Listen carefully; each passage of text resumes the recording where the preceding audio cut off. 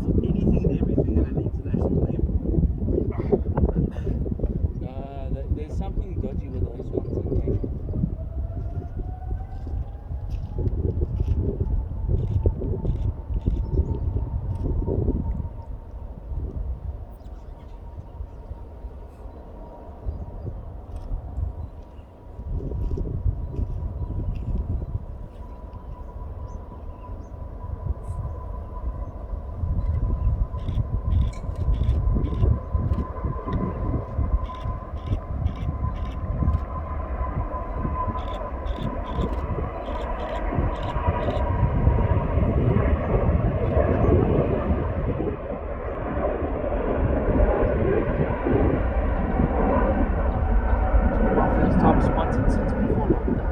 I think it's Boeing.